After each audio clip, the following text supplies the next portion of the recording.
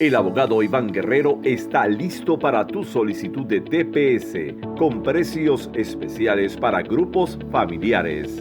No dejes tu solicitud para última hora y llama al abogado Guerrero para que envíes lo antes posible tu activación del TPS. Utiliza el código que ves en pantalla. Te esperamos en nuestras oficinas de Florida, Texas y Carolina del Norte.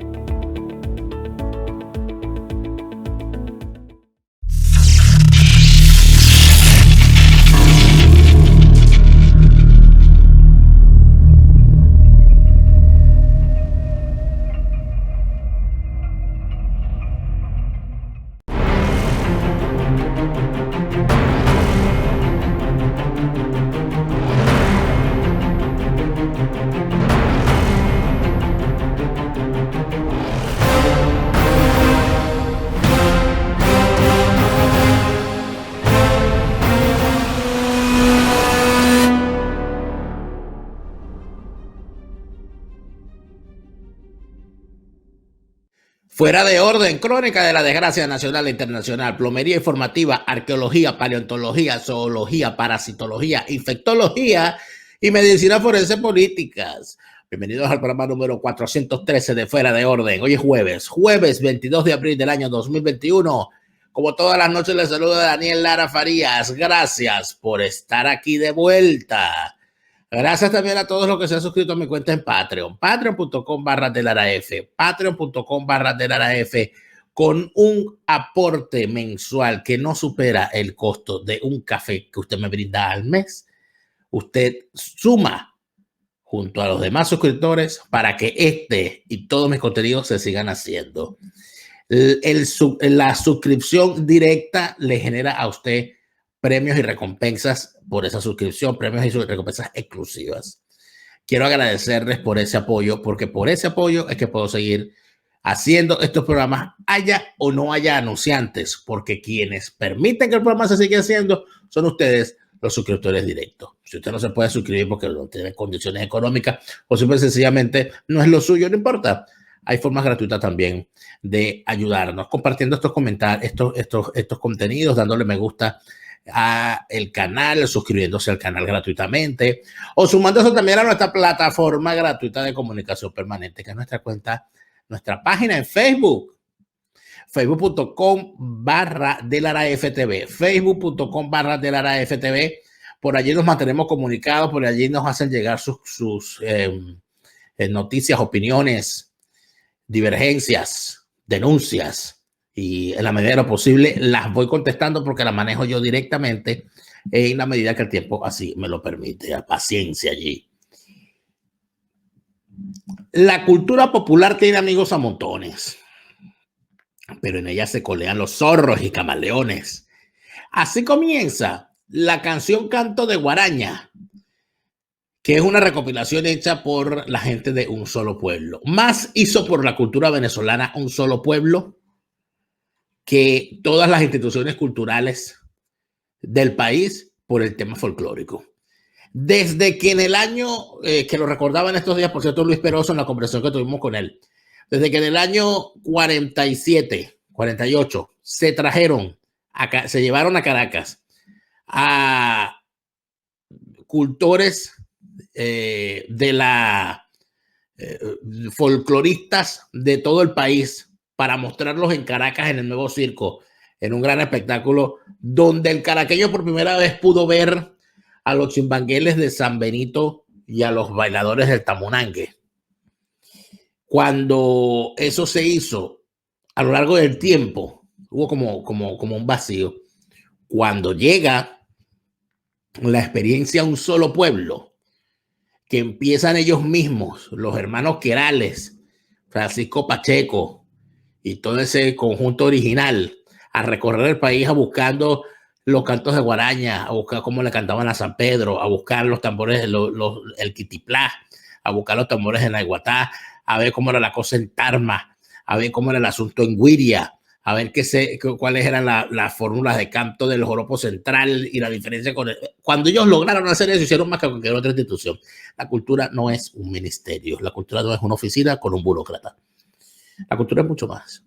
Y para promoverla no hace falta ser un burócrata, ni mucho menos. Nosotros hemos decidido esta semana, como ustedes lo saben, dedicarnos a la revisión de la cultura, de la educación, como herramientas para el derribo del maldito régimen que pretende seguir y mantener a la nación cautiva. La nación, si la vemos como un pájaro cantor, ha sido capturada por el Estado criminal para que no cante. Por lo tanto, lo que le corresponde a la nación es cantar para liberarse. Así como lo veo. Debo pedirles disculpas porque este programa debió haber salido el día de ayer, pero por razones técnicas, netamente técnicas, se nos dañó la grabación. Pero gracias a que se dañó la grabación, logramos recabar más datos para hacer un programa más completo el día de hoy, cosa que nos enorgullece. La labor cultural a veces es ingrata, porque imagínense usted a un pintor teniendo que ir a una institución cultural a explicar cuál es el arte que él hace y para explicar también por qué él está en una nueva tendencia en la que no ha podido vender ningún cuadro y no tiene para seguir comprando sus pinturas y que por eso necesita el apoyo de una institución cultural que le dé una plática para comprarse unas pinturas. Imagínese usted a un burócrata escuchando a un Armando Reverón. Imagínenselo nada más por un momento. Una cosa penosísima. ¿Quién debe estar al mando de un ministerio de la cultura? Bueno, para empezar, una persona con sensibilidad cultural. Para continuar, una persona que respete al pintor de la misma manera que respete al músico de cámara, al director de orquesta sinfónica o al cuatrista de un conjunto folclórico. Debe ser además una persona que entienda que el hecho cultural va mucho más allá de lo que se hace dentro de los teatros y además de eso debe ser un gestor honesto que no pretenda con el presupuesto que tiene repartir prebendas entre sus amigos y entre los compañeritos de partido, sino que entienda que la cultura no tiene un cultor, un folclorista, una persona que se dedica a la música, a las artes pictóricas, a las artes plásticas, no necesita escribirse un partido para hacer su arte. Eso es lo que se necesita. Es decir, de todo eso carecen los que han gestionado la cultura en Venezuela desde que llegó el chavismo al poder. Y tenemos una galería de la infamia, porque sin duda alguna que eso no nos infame. Si nos ponemos a revisar lo que ha sido el chavismo en cuanto a la gestión cultural, ¿qué nos encontramos? Nos encontramos que los ministros chavistas que vamos a ver a continuación, los que se encargaron de la cultura, y por supuesto, cuando hablamos de la cultura, más que de lo que se ha hecho, de los hechos culturales, de las manifestaciones culturales, hablamos de la gestión pública, es decir, de las instituciones que manejaban el presupuesto y que planteaban políticas supuestamente dirigidas a difundir nuestra cultura. ¿Qué pasó en estos años? ¿Qué hizo el chavismo en estos años? Bueno, si les contáramos, y claro que le vamos a contar. Todo arrancó con un personaje que de alguna manera era conocido en el mundo cultural venezolano por jalabolas. Era un señor que sí, se le tenía como artista o como sensible al arte y que además de eso se le entendía como amigo de los sectores culturales. Se le nombra viceministro de Cultura porque para aquel momento el Ministerio de Cultura no existía, sino como parte, como viceministerio de otro ministerio. Y entonces este sujeto se dedicó desde el año 99 al año 2003 a destruir las instituciones en las cuales él hizo vida durante muchísimos años y sobre todo la enfiló en contra de personalidades que dan fe de que lo ayudaron durante toda su vida y le permitieron formar parte de sus círculos la mayor parte de los momentos. Manuel Espinosa, piedra fundacional de la desgracia de las instituciones culturales venezolanas, promovió y aplaudió esa revolución cultural que Chávez, emulando a Mao Zedong, que arrancó la peor etapa de su gobierno con una revolución cultural, pero que casi acaba con ese país. En este caso, se dedicaron fue a despedir a las grandes personalidades de la institucionalidad cultural del país. Hablamos de Sofía Inver en el Museo de Arte Contemporáneo que llevaba su nombre.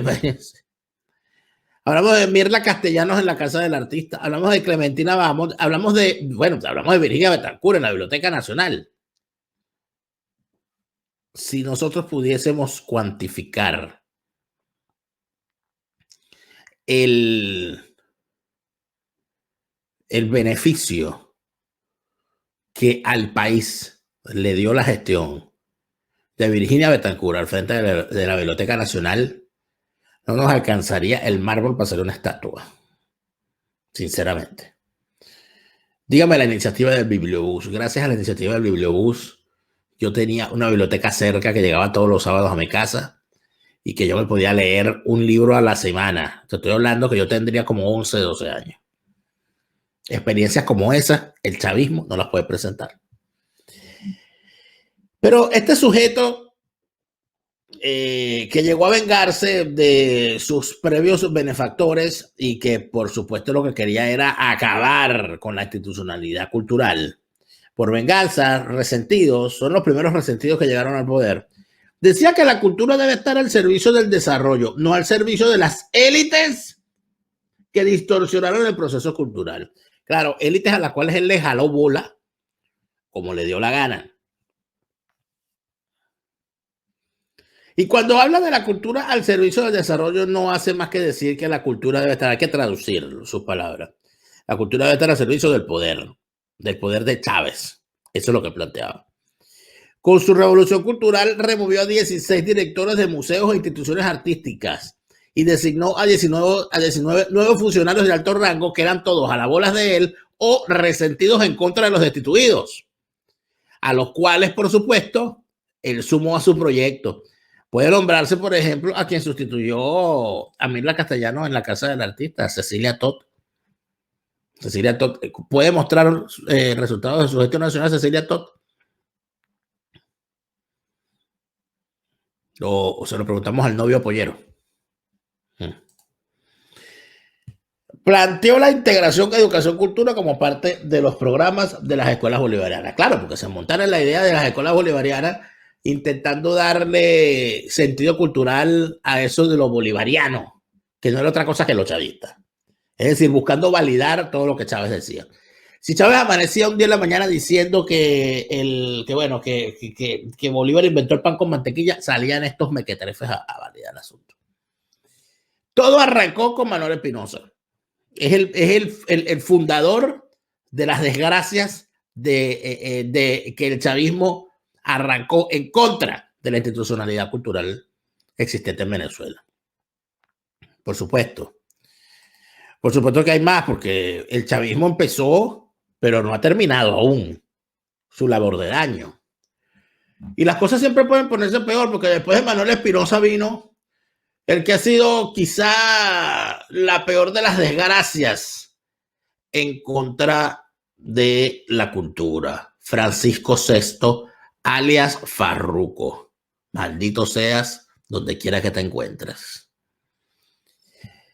El hecho de ser amigo de Chávez, parece que se conocían de atrás, lo hizo defender estupideces como el Plan Cultura Corazón Adentro, que no era otra cosa que la intromisión de los cubanos en las instituciones culturales.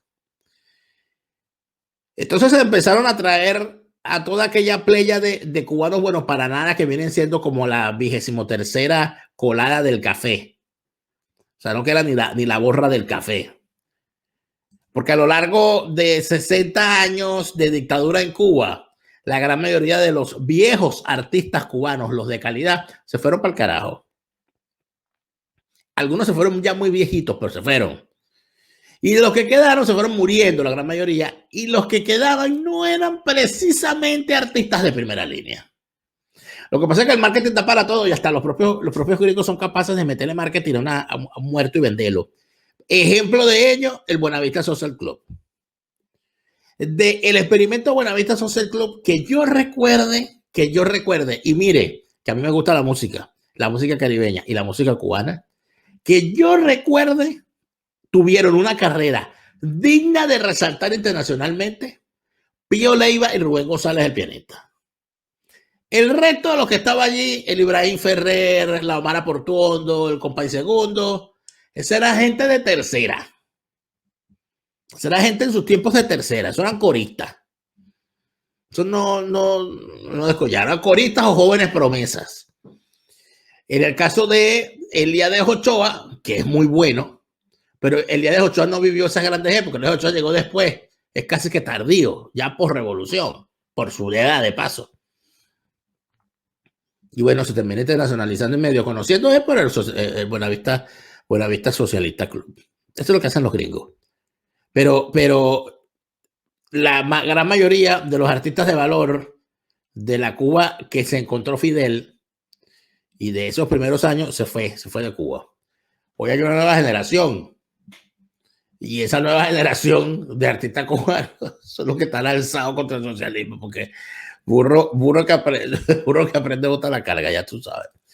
Entonces se trajeron a las basuras que quedaban en el sistema cultural cubano y crearon la cultura corazón adentro. Eliminó el Consejo Nacional de la Cultura y lo eliminó de forma aviesa y criminal. Y tenemos su confesión. Después la vamos a ver. Solicitó apoyo económico para ampliar el alcance de la cultura nacional más allá de Caracas. Bueno, en realidad lo que logró con eso fue robar más. Y por supuesto, las denuncias en su contra por las irregularidades en presupuestos, bueno, no te puedo yo ni contar. No solamente benefició a su entorno, sino a sus amiguitos, ¿no? A sus amiguitos. Porque esto se da mucho en el tema de la cultura. Qué mala costumbre tienen estos tipos que es resentidos, ¿no? De la cultura. Todos son poetas. Todos son artistas. Todos pintan. Y entonces llegan a estos cargos y se financian la publicación de sus poemarios, de sus obras selectas, o hacen una exposición con sus cuadros. Cuadros que nadie lee, esculturas que nadie compra. ¿Qué van a hacer señores que aceptaron comprarle obras a Ana Ábalos solo para jalarle bolas a José Vicente Rangel? Ya José Vicente Rangel se murió, le pueden devolver las obras. Y pilla que le devuelvan sus reales, por lo menos. Sí, pueden. Pero Farruko VI fue doblemente malo, triple, porque el tipo estuvo del 2005 al 2008 y después del 2009 al 2011. Es decir, pasó 2 veces por allí. Empezó como viceministro y después pasó a ser ministro. Elevó al rango de ministerio ese viceministerio. Y además de eso, después se fue para la misión vivienda, para el Ministerio de la Vivienda.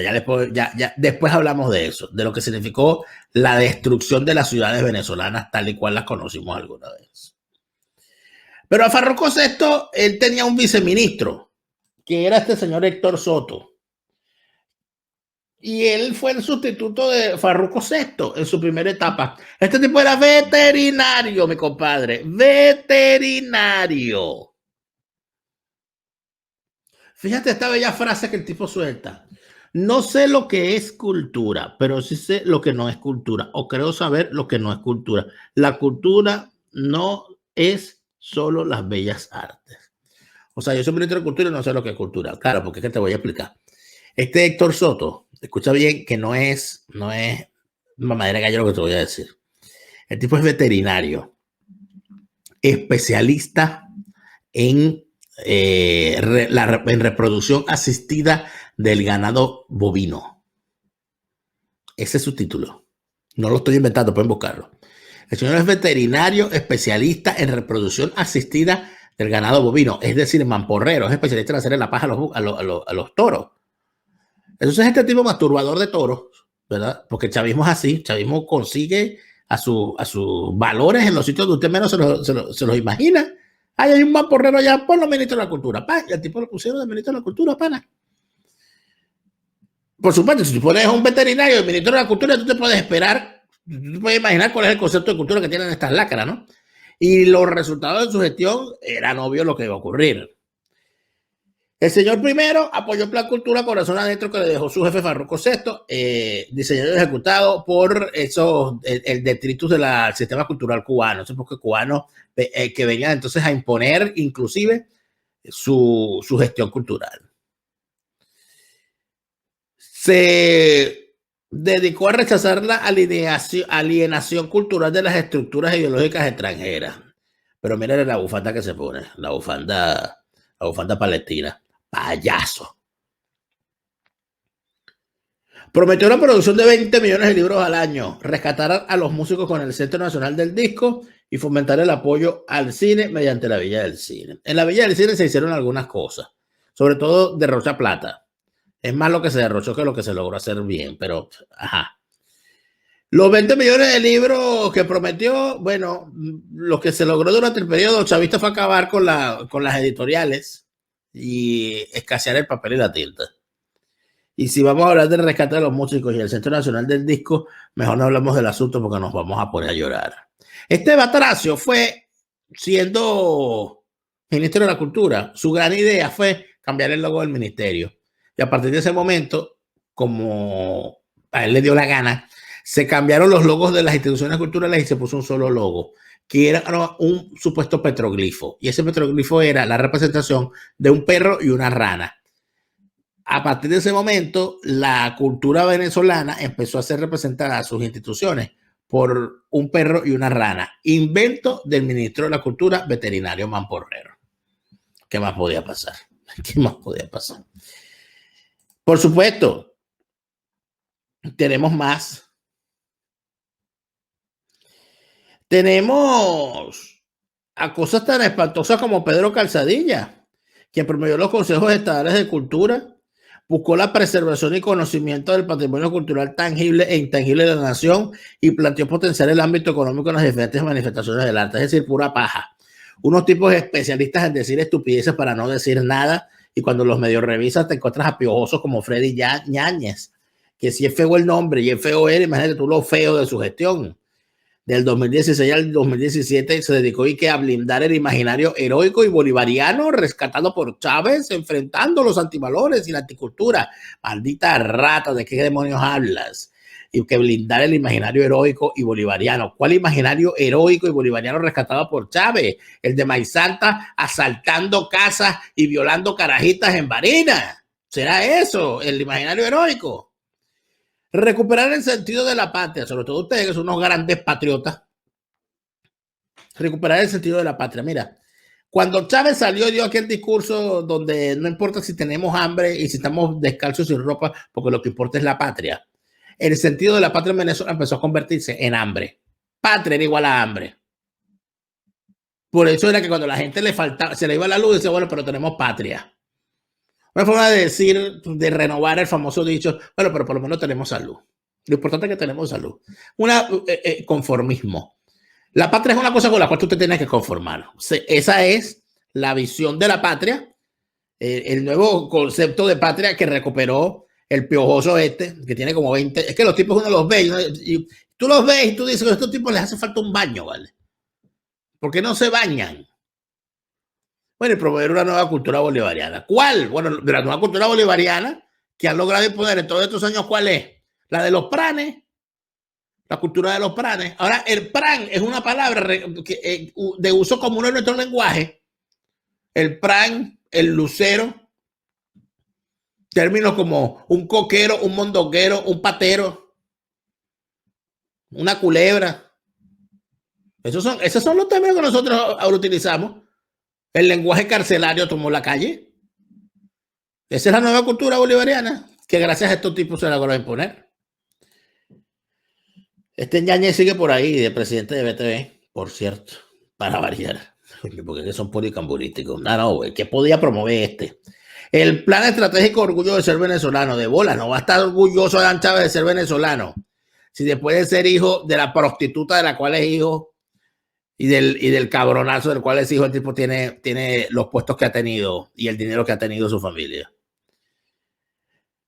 Este plan pretendía el rescate de la identidad cultural invirtiendo más de 14.000 millones de bolívares en ese momento. 14.000 millones de bolívares que se perdieron para que la mamá de los Chávez, la vieja Elena, ¿no? Que tiene de zorra lo que tiene de vientre malo, pero se los gastara en sus escoltas y en sus fincas. Relanzó la misión Cultura Corazón Adentro, no podía ser distinto, más cubanos, y prometió elevar la cultura e identidad nacional. Y lo lograron. ¿Cuál es la cultura e identidad nacional? La de los pranes. El coqui, el huilexi y todo eso. Esa es la cultura nacional que ustedes han elevado, partida de ratas. Luego tienes desgracias mayores, como la que vivimos ahora, cuando el ministro de la Cultura es nada más y nada menos que Ernesto Villegas, el embustero, el tipo que se pasó un año diciéndole a la gente que Chávez estaba bien, que Chávez había salido a trotar, que Chávez había echado 3 esta mañana, que Chávez se reunió anoche con 2 mujeres y bueno, las mujeres las sacaron cojeando, que Chávez se salió a trotar, que Chávez echó 5 sin sacarlo, que Chávez, está todo bien con Chávez. Ese era Ernesto Villegas. Y como premio por mentirle al país, ministro de la Cultura, promueve ante el Parlamento chavista la economía cultural para trabajar en la sostenibilidad de la cultura del país. Eso es paja para la paja. Gestiona y enfrenta una operación de recolonización de la patria de Simón Bolívar. Claro que estamos recolonizados por los cubanos, imbécil. Pobre diablo, arrastrado, bueno para nada, malo para todo. Rechaza las sanciones de Venezuela, señalándolas como perjudiciales para la economía y la cultura. Por supuesto, si te tumbaron como a 3 testaferros, no te van a molestar las sanciones. A cualquiera le molestaría. ¿O no, amigo que me escucha? Ahí están. Esos son los que arruinan la nación. En el segmento que viene vamos a verlos en acción. Lo que han prometido, lo que han difundido y lo que han confesado en todos estos años de desgracia para las instituciones culturales venezolanas. Los espero en el próximo segmento.